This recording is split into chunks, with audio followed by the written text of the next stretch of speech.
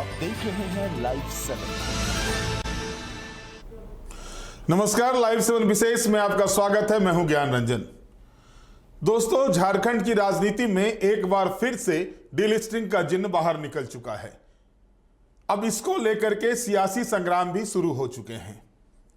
एक और जहां भारतीय जनता पार्टी में शामिल हुए झारखंड मुक्ति मोर्चा को छोड़कर पूर्व मुख्यमंत्री चंपाई सोरेन ने डीलिस्टिंग मामले को लेकर आंदोलन का ऐलान कर दिया है, वहीं दूसरी ओर कांग्रेस पार्टी और झारखंड मुक्ति मोर्चा इसके विरोध में है।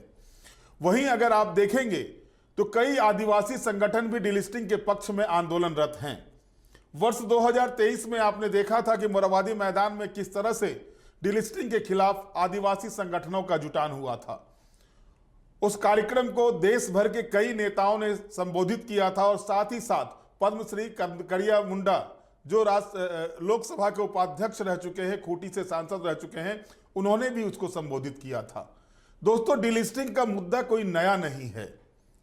अगर ये बात कहें कि डीलिस्टिंग को लेकर के झारखंड से ही पहली मर्तबा आवाज उठी थी तो अतिशयोक्ति नहीं होगी। कांग्रेस पार्टी के ही वरिष्ठ नेता रहे बाबा कार्तिक उरांव ने सबसे पहले पार्लियामेंट में इस मुद्दे को उठाया था। 1967 से यह मुद्दा चला आ रहा है। वजह क्या है इसका? आखिर क्यों डीलिस्टिंग को लेकर के आदिवासी संगठन आंदोलनरत हैं? क्या है इसके पीछे की कहानी? हम सब कुछ आपको बताएंगे, लेकिन उससे पहले हम आपको सुनाते हैं कि पूर्व मुख्यमंत्री चंपाई सोरेन ने इस मामले पर क्या कहा और उसके जवाब में बंधु तिर्की, जो कांग्रेस पार्टी के कार्यकारी अध्यक्ष हैं और साथ ही साथ पूर्व मंत्री रहे हैं झारखंड सरकार में, उन्होंने क्या कहा, पहले आप उसको सुन लीजिए।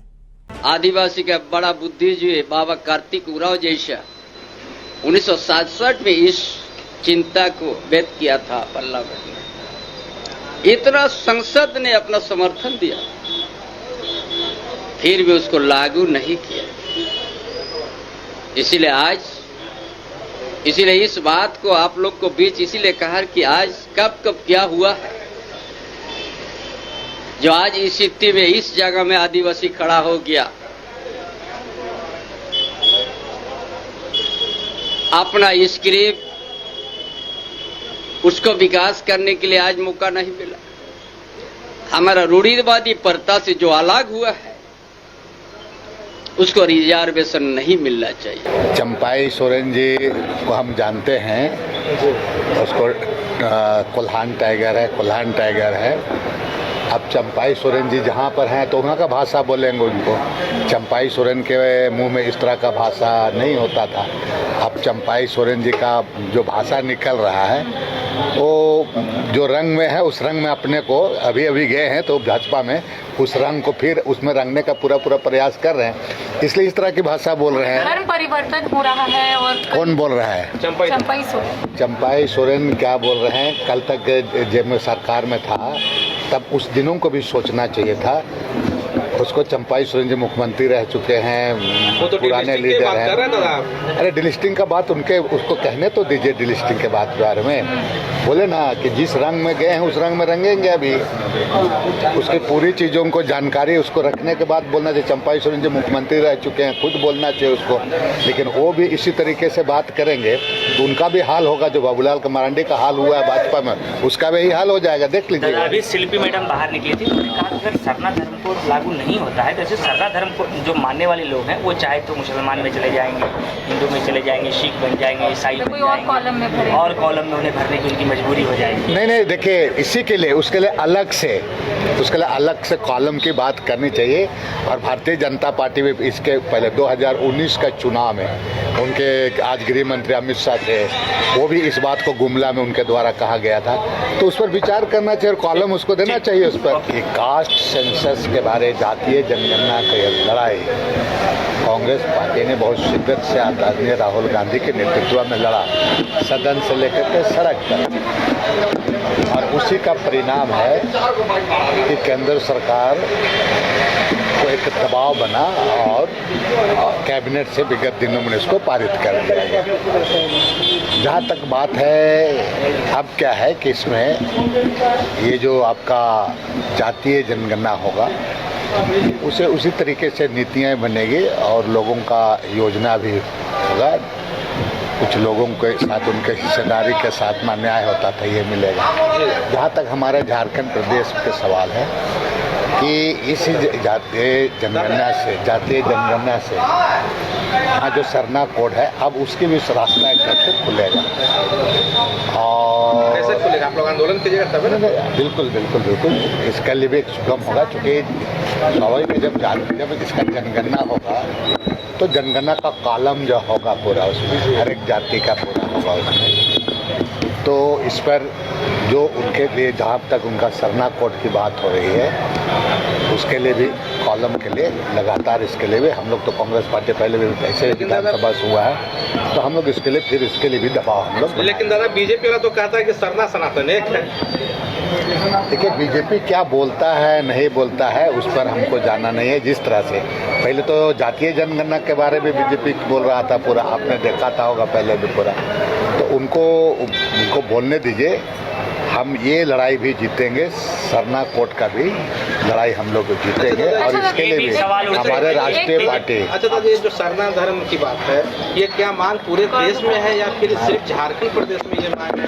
नहीं ये जानकारी चाहिए हम लोग को। नहीं क्योंकि ऐसा है कि अलग अलग देश में अलग अलग राज्य में कहीं गोरी है, कहीं भील है, कहीं उराव मुंडा वो खरिया है, उस तरीके से अलग अलग तरीके से अलग अलग आदिवासी लोग हैं। सरना का मांग कहाँ का है? नहीं ये जो आपका जो हमारे स्टेट यहाँ पर जो जिस तरह के आदि धर्म की बात होता है, सरना कोड की बात होता है, तो ये जब बात उठ रही है और इतना लंबा लोग बहुत संघर्ष पूरे राज्य में संघर्ष हर राज्य के लोग कर रहे हैं इसमें, तो राज्य को देश को कुछ ना कुछ इस पर रास्ता निकालना होगा। कोई वैसे लोग ना हिंदू हैं ना मुसलमान ना सिख ईसाई, वैसे आदिवासियों के लिए उनके लिए भी कॉलम का व्यवस्था करना ही हो।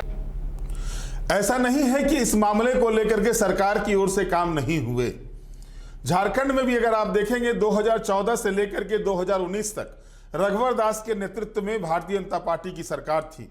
उस सरकार में धर्मांतरण बिल लाया गया था और एक प्रस्ताव आगे बढ़ाया गया था जिसमें यह कहा गया था कि जो धर्मांतरण करके यानी कोई आदिवासी लड़की अगर किसी दूसरे धर्म के खास करके ईसाई और मुस्लिम धर्म में शादी करती है तो उसमें जो संपत्ति का जो टाइटल होगा, संपत्ति के टाइटल में पिता के जगह पर पति का नाम होना चाहिए। मामले को अगर आप देखेंगे तो उड़ीसा में राज्य सरकार ने यह काम कर दिया है, लेकिन इसके बाद उस प्रस्ताव को आगे नहीं बढ़ाया गया। लगातार आदिवासी संगठनों द्वारा जो है सो इसको लेकर के आंदोलन किए जा रहे हैं, डिमांड किए जा रहे हैं। हम आपको बताते हैं कि पूर्व मुख्यमंत्री चंपाई सोरेन ने क्या कुछ कहा था। चंपाई सोरेन ने कहा कि सन 1967 में महान आदिवासी नेता बाबा कार्तिक उरांव ने संसद में डिलिस्टिंग प्रस्ताव पेश किया था, जिसमें उन्होंने धर्म बदल चुके लोगों को आरक्षण से बाहर करने की बात कही थी। उनके प्रस्ताव को तत्कालीन केंद्र सरकार द्वारा संसदीय समिति को भेज दिया गया। इस विधेयक पर संसद की संयुक्त समिति ने बहुत छानबीन की और 17 नवंबर 1969 को अपनी सिफारिशें दी। उनमें प्रमुख सिफारिश यह थी कि कोई भी व्यक्ति जिसने आदिवासी परंपराओं का परित्याग कर दिया हो और ईसाई या इस्लाम धर्म ग्रहण कर लिया हो, वह अनुसूचित जनजाति का सदस्य नहीं समझा जाएगा। मतलब धर्म परिवर्तन के बाद उस व्यक्ति को अनुसूचित जनजाति के अंतर्गत मिलने वाले सुविधाओं से वंचित होना पड़ेगा। उसके बाद भी जब साल भर तक कुछ नहीं हुआ तो कार्तिक उरांव जी ने 322 लोकसभा सदस्य और 26 राज्यसभा सदस्यों के हस्ताक्षरों का एक पत्र तत्कालीन प्रधानमंत्री इंदिरा गांधी को दिया, जिसमें यह जोर देकर कहा गया था कि विधेयक की सिफारिशों को स्वीकार करें, क्योंकि यह करोड़ों आदिवासियों के अस्तित्व का प्रश्न है। किंतु ईसाई मिशनरियों के प्रभाव में कांग्रेस सरकार ने विधेयक को ठंडे बस्ते में डाल दिया। जब हम कहते हैं कि कांग्रेस आदिवासी विरोधी है तो उसके पीछे कई कारण हैं। पहले तो उन्होंने 1961 में अंग्रेजों के जमाने से चले आ रहे आदिवासी धर्म कोड को जनगणना से हटवाया। उसके बाद झारखंड आंदोलन के समय कई बार आदिवासियों पर गोली चलवाने का दुस्साहस कांग्रेस की सरकार ने किया था। ये चंपाई सोरेन का कहना है। अब सवाल ये उठता है कि एक और सरना धर्म कोड की मांग झारखंड में बहुत जोरों से है। सत्ता में शामिल दल लगातार सरना धर्म कोड की मांग कर रहे हैं, लेकिन अगर आप आंकड़े को देखेंगे तो आप भी चौंक जाएंगे कि किस तरह से आदिवासी से ईसाई धर्म अपनाने वाले लोग, जो आदिवासी समुदाय को, जनजातीय समुदाय को जो सरकार की तरफ से लाभ मिलता है सरकारी नौकरियों में, उस पर किस तरह से अतिक्रमण किया है। हम आपको वो आंकड़ा भी बताएंगे, जो आंकड़ा कार्तिक उरांव जी ने पार्लियामेंट में दिया था, उसी आंकड़े को लेकर के हम आएंगे। आज का आंकड़ा तो कुछ और ही होगा। तो ये स्थिति है, और इस स्थिति के बाद अब चंपाई सोरेन इस मामले को लेकर के संथाल परगना से आंदोलन की शुरुआत करने जा रहे हैं। अब आप समझिए कि आदिवासी संस्कृति का मतलब सिर्फ पूजन पद्धति नहीं होता है, बल्कि संपूर्ण जीवन शैली है। जन्म से लेकर शादी, विवाह एवं मृत्यु तक हमारे समाज की सभी प्रक्रियाओं में मांझी, परगना, पाहन, मानकी, मुंडा, परहा राजा एवं अन्य पूरा करवाते हैं। जबकि धर्मांतरण के बाद वे लोग सभी प्रक्रियाओं के लिए चर्च में जाते हैं, जहां मारंग गुरु या सिंह बोंगा की पूजा होती है। क्या हमारी परंपराओं से दूर हटने के बावजूद ये लोग आरक्षण का लाभ उठा रहे हैं, जबकि सरना आदिवासी समाज के बच्चे इस रेस में पिछड़ते जा रहे हैं। अगर इस धर्मांतरण को नहीं रोका गया तो भविष्य में के हमारे सरना स्थलों, जोहार स्थलों, देसावली आदि में कौन पूजा करेगा? ऐसा तो हमारी संस्कृति ही खत्म हो जाएगी, हमारा अस्तित्व मिट जाएगा। जागो आदिवासियों जागो, ये भी बातें चंपाई सोरेन ने कही। और उन्होंने यहां तक कह दिया कि जो स्थिति बन रही है उससे आदिवासी समाज का अस्तित्व संकट में पड़ जाएगा। सवाल यह उठता है कि आखिरकार अगर वो अल्पसंख्यक का लाभ ले रहे हैं तो फिर ट्राइबल होने का लाभ क्यों लेंगे? और यही बात बाबा कार्तिक उरांव ने कहा था, पार्लियामेंट में कहा था। हम वो भी आपको बताएंगे। अब जो है सो एसटी की सूची से उन आदिवासियों को बाहर करने की मांग जोर पकड़ रही है, जैसा कि मैंने बताया, जिन्होंने धर्म परिवर्तन किया है और फिर भी एसटी को मिलने वाले सभी अधिकारों का लाभ उठा रहे हैं। आदिवासी समुदाय खुद ही यह मांग उठा रहे हैं। इसके अलावा मध्य प्रदेश, झारखंड, छत्तीसगढ़ और पूर्वोत्तर के विभिन्न हिस्सों में विरोध प्रदर्शन हो रहे हैं। इसलिए इस मामले को विभिन्न अदालतों और संसद में भी देखना महत्वपूर्ण हो जाता है। अनुसूचित जातियों और अनुसूचित जनजातियों की सूचियों में शामिल करने और उनसे बाहर रखने तथा प्रतिनिधित्व में के अनुरूप पुनः समायोजन और आरक्षित संसदीय निर्वाचन क्षेत्रों के पुनः परिसीमन के लिए एक व्यापक विधेयक 12 अगस्त 1967 को लोकसभा में प्रस्तुत किया गया था। लोकसभा ने 26 मार्च 1968 को विधेयक को दोनों सदनों की संयुक्त संसदीय समिति को भेजने का संकल्प लिया। राज्यसभा ने 28 मार्च 1968 को इस संदर्भ में पर सहमति व्यक्त की। अनुसूचित जातियों और अनुसूचित जनजातियों के आदेश संशोधन विधेयक 1967 पर संयुक्त समिति का गठन श्री अनिल के चंद्रा की अध्यक्षता में किया गया था। इसमें लोकसभा से 22 सदस्य और राज्यसभा से 11 सदस्य थे। इसके अलावा संबंधित मंत्रालयों के प्रतिनिधि भी थे। एससी छागला समिति के सचिव थे।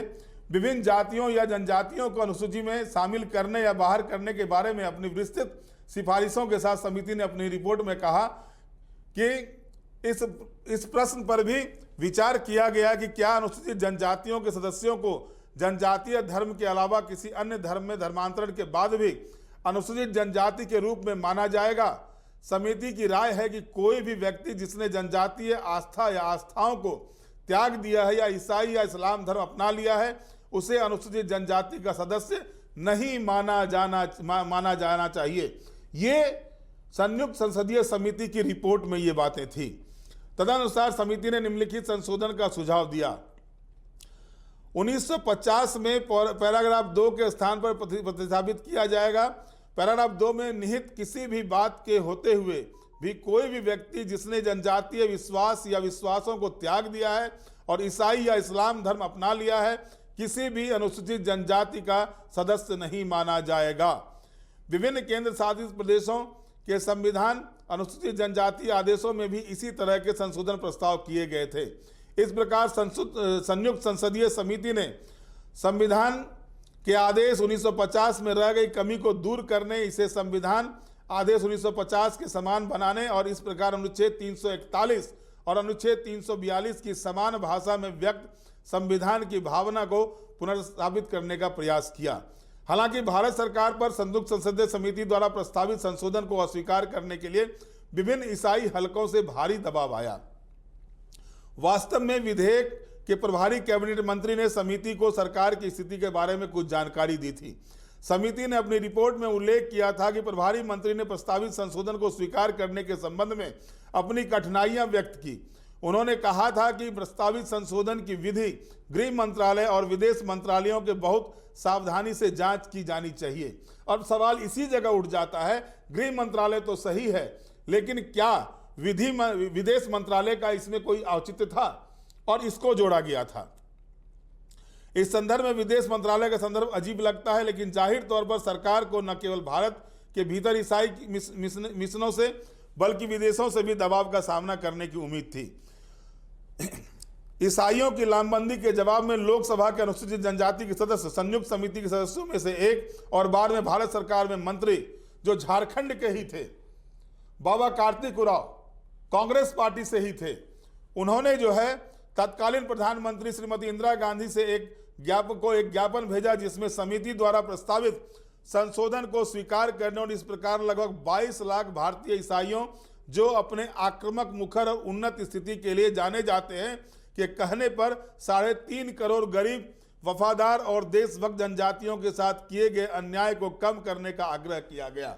यह उस समय का डेटा है। अब तो 12 करोड़ की आबादी है जनजातीय समाज की देश भर में, जो आंकड़े बताए जाते हैं, हालांकि वो कोड में नहीं है, लेकिन आंकड़े जो आते हैं 12 करोड़ से ज्यादा की आबादी है। ज्ञापन पर 348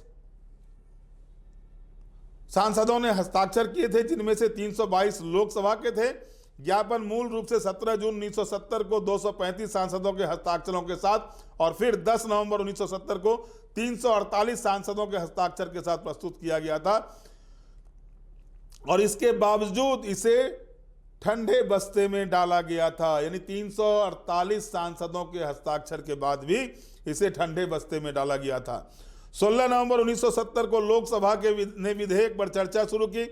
उसी दिन नवनिर्मित राज्यों मेघालय और नागालैंड के मुख्यमंत्री संयुक्त संसदीय समिति द्वारा प्रस्तावित संशोधन के खिलाफ पैरवी करने के लिए नई दिल्ली पहुंचे। 17 नवंबर 1970 को सरकार ने संयुक्त समिति द्वारा विधेयक में शामिल किए गए खंड 2A को वापस लेने के लिए संशोधन पेश किया। कई सांसदों ने सरकार के संशोधन का विरोध किया और संयुक्त समिति की सिफारिश का समर्थन किया। 24 नवंबर को विधेयक पर फिर से चर्चा हुई, जब कार्तिक उरांव ने सदस्यों से भावुक अपील की कि या तो समिति की सिफारिश स्वीकार करें या उन्हें मरने दें। ये वक्तव्य था कार्तिक उरांव जी का, या तो संयुक्त संसदीय समिति के जो सिफारिश हैं उसको स्वीकार करें या फिर आदिवासियों को मरने दें। और आप देख लीजिए कि ये 5 दशक के बाद भी, 5.5 दशक के बाद भी स्थिति वही बनी हुई है। आज भी जनजातीय समुदाय इस मामले को लेकर के आंदोलनरत है। ये सिर्फ झारखंड में ही नहीं, उड़ीसा में, छत्तीसगढ़ में, मध्य प्रदेश में, पूर्वोत्तर के राज्यों में, हर जगह ये मांगें उठ रही हैं। और मांगें उठनी भी लाजमी है कि अगर आप कहते हैं कि एक साथ 2 लाभ नहीं लिया जा सकता है, तो फिर अल्पसंख्यक का होने का लाभ और दूसरी ओर जनजातीय को मिलने वाले लाभ में जो सेंधमारी की जा रही है, आखिरकार इस पर तो रोक लगनी ही चाहिए। ये बातें चली। और अगर आप देखेंगे, आंकड़े को देखेंगे, तो जो आंकड़े उस समय दिए गए थे उसमें कहा गया था कि धर्मांतरित ईसाई भारत की अनुसूचित जनजाति की आबादी का 5.53% है, और अनुसूचित जनजातियों के इन 5.53% ईसाइयों ने आईएएस में, जो सबसे बड़ा पद होता है, नौकरी होता है सरकार का, आईएएस की नियुक्तियों में 62% पदों पर हैं। आईपीएस में जो है सो अनुसूचित जनजाति के 52% पदों पर हैं, जो एसटी के लिए आरक्षित हैं। आईएफएस के 50% पदों पर हैं और भारतीय वन सेवा के 62% पदों पर हैं। और इसके अलावा जो अन्य नियुक्तियां होती हैं, अन्य सुविधाएं होती हैं, अन्य चीजें जो मिलती हैं, उसमें जो है सो धर्मांतरित ईसाइयों का 79% पदों पर कब्जा है। ये आंकड़ा आप सोच सकते हैं। लगातार आप देख रहे होंगे कि राहुल गांधी का जो वक्तव्य आ रहा है ओबीसी को लेकर, कि वो कहते हैं कि ओबीसी का 1990 के बाद से तक कोई बड़ा अधिकारी दिखा ही नहीं। भारत सरकार के जो कैबिनेट स्तरीय सचिव होते हैं उसमें ओबीसी के लोग नहीं दिखाई देते हैं। तो क्या एक मर्तबा भी ये बातें उठी कांग्रेस पार्टी की ओर से कि एसटी के लिए जो पद रिजर्व हैं, एसटी के लिए जो पद रिजर्व किया गया है, चाहे वो सिविल सर्विस में हो या फिर अन्य जो भारत सरकार की नियुक्तियां हो, ग्रेड ए की नियुक्ति हो, ग्रेड बी की नियुक्ति हो, ग्रेड सी की नियुक्ति हो, उस पर किस तरह से कब्जा जमा के रखे हैं जो धर्मांतरित देसाई हैं, उसका दोहरा लाभ लेकर के इस पर भी चर्चा होनी चाहिए। और यही मामला है, इसी के कारण से डीलिस्टिंग को लेकर के लगातार जो है सो आवाजें बुलंद हो रही हैं। अब सवाल यह उठता है कि जातीय जनगणना जो शुरू हो रहा है, जातीय जनगणना में धर्म कोड में सरना धर्म कोड भले नहीं है, लेकिन ईसाई और मुस्लिम धर्म कोड है, हिंदू धर्म कोड है। अब जो एक डिमांड उठ रहा है कि सरना धर्म कोड का, तो आखिर ट्राइबल किस धर्म कोड में जाएंगे, और जो कन्वर्टेड ट्राइबल है, जो ईसाई धर्म अपना चुके हैं, जो मुस्लिम धर्म अपना चुके हैं, वो किस में देंगे। और यही वजह था कि रघुवर दास की सरकार ने एक प्रस्ताव आगे बढ़ाया था जिसमें यह कहा गया था कि पिता के जगह पर पति का नाम संपत्ति में होना चाहिए। जो लड़की जो धर्म विवाह करती है, जो मुस्लिम से या ईसाई से आदिवासी युवती विवाह करती है, उसमें यह होना चाहिए। और उड़ीसा सरकार ने इस पर काम किया भी। तो सवाल ये गहरे होते जा रहे हैं। और झारखंड में, जैसा कि मैंने कल भी आपको बताया था, जातीय गणना होना है, जातीय गणना होगा। अब केंद्र सरकार ने फैसला भी ले लिया है कि जो सेंसस होने वाले हैं उसमें जो है सो कास्ट सेंसस भी होगा। लेकिन सवाल वहीं उठ जाते हैं, सवाल जो है सो यक्ष प्रश्न बनता जा रहा है। जो डिलिस्टिंग का मामला चल रहा है या जो लाभ मिल रहा है उनको, जो आदिवासियों के को मिलने वाले लाभ पर जो जिस तरह से कब्जा किए हुए हैं, उससे आदिवासी समुदाय को कैसे बाहर निकाला जाएगा, यह यक्ष प्रश्न अब तक पड़ा हुआ है। वोट की राजनीति के तहत भले ही इसको दबाया जाता रहा हो, लेकिन सच्चाई तो यह है, अगर हम कार्तिक उरांव जी के उस आंकड़े को ही याद करते हैं जो 1967-70 में उन्होंने पार्लियामेंट में पेश किया था, पार्लियामेंट के अंदर दिया था कि 60%, 70% तक सरकारी नौकरियां, जो बड़ी बड़ी नौकरियां हैं सरकार की, और उसमें जो आरक्षण की सीमा ट्राइबल समुदाय के लिए है, उस पर कब्जा जो है कहीं ना कहीं जो है सो ईसाई, जो कन्वर्टेड ईसाई हैं, जो कन्वर्टेड मुस्लिम हैं, उनका हुआ है। खास करके सबसे ज्यादा उनका इशारा कन्वर्टेड ईसाई की ओर ही था कि 5.52% आबादी वाले 60%, 70% सरकारी पदों पर कब्जा किए हुए हैं। और इधर जो 94% आबादी है, जो 94% ट्राइबल की आबादी है, वो मूक दर्शक बने हुए हैं, उनको उसका लाभ नहीं मिल पा रहा है। आखिरकार उनको लाभ दिलाने के लिए सरकार क्या करेगी, सरकार उसके लिए क्या व्यवस्था करने जा रही है। और यह तभी संभव हो सकता है जब अमूलचूल परिवर्तन हो। भले ही कांग्रेस पार्टी के विधायक नमन विल्सन कोंगारी ये कहते हों कि धर्म बदला है, जिन तो नहीं बदला है। यह सही है, धर्म बदला है, आपका जिन बदला नहीं बदला, यह तो डीएनए बदला या नहीं बदला, यह तो जांच का विषय हो सकता है। लेकिन जो परंपराएं हैं वो बदली हैं, जो रीति रिवाज हैं वो बदली हैं, जो शादी करने का तरीका, तौर तरीका आदिवासी समुदाय में है और ईसाई समुदाय में है, उसमें जमीन आसमान का अंतर है। परिवर्तन सिर्फ डीएनए से नहीं होता, आप उसको भी गौर करेंगे। आप अगर झारखंड के सिमडेगा में, झारखंड के कोलेबिरा में, गुमला में, लोहरदग्गा में, चाईबासा में जाएंगे तो जिस तरह से धर्मांतरण का खेल हो रहा है, अब तो गढ़वा जैसे जगह पर भी धर्मांतरण का खेल हो रहा है, बोकारो जैसे जगह पर भी धर्मांतरण का खेल हो रहा है। राज्य में धर्मांतरण कानून बना, सर्वसम्मति विधानसभा से बहुमत से पारित हुआ, लेकिन उसके बाद भी उस कानून पर का पालन नहीं हो रहा है। ऐसे में जो लाभ जनजातीय समुदाय को मिल रहा है, उस लाभ पर जिस तरह से कब्जा किए हुए हैं जो कन्वर्टेड लोग हैं, जो ईसाई मिशनरी के लोग हैं, उस पर सवाल उठते हैं। और इस पर सरकार क्या कार्रवाई करती है, ये देखना दिलचस्प होगा। इस बीच जिस तरह से डीलिस्टिंग का मामला फिर से उठा है, और आप ये तय मान के चलिए, भले ही आरोप लगाया जा रहा हो कि भाजपा जानबूझकर राजनीति कर रही है डीलिस्टिंग के मामले पर, और कांग्रेस पार्टी के नेताओं ने ये बातें कही भी कि भारतीय जनता पार्टी के पास कोई मुद्दा नहीं है, भारतीय जनता पार्टी इसी मुद्दे को लेकर के हमेशा समाज में विद्वेष पैदा करने के लिए आगे बढ़ती है। लेकिन जवाब तो ये भी होना चाहिए ना कि भाई उनका क्या दोष है, उन ट्राइबल का क्या दोष है, जो संविधान ने उनको, बाबा साहब अम्बेडकर की संविधान ने जो उनको अधिकार दिया, उस अधिकार पर कोई हस्तक्षेप करे। संविधान बचाओ रैली निकालने वाली है कांग्रेस पार्टी। संविधान को बचाने की बात कांग्रेस पार्टी करती है, लेकिन उसी संविधान में जब कोई आकर के अतिक्रमण करना शुरू कर दे, जो लाभ जिनको मिलना चाहिए उसके लाभ को अपनी ओर खींच ले, तो उसके लिए भी संविधान में कुछ न कुछ प्रावधान होने चाहिए। और उम्मीद करते हैं कि जिस तरह से लगातार केंद्र सरकार से डीलिस्टिंग को लेकर के बिल लाने की मांग की जा रही है, तो वो दिन दूर नहीं है कि जब केंद्र सरकार इस मामले पर भी कदम आगे बढ़ाए। जिस तरह से जातीय जनगणना की मांगें पूरी हुई है, उसी तरह से उम्मीद की जाती है जो ट्राइबल संगठनों के द्वारा देश भर में ये मांग की जा रही है डीलिस्टिंग बिल लाने की, उस पर भी केंद्र सरकार पहल करेगी। बहरहाल आप हमारे साथ जुड़े रहें, हमें लाइक करें, सब्सक्राइब करें। बहुत बहुत धन्यवाद। नमस्कार।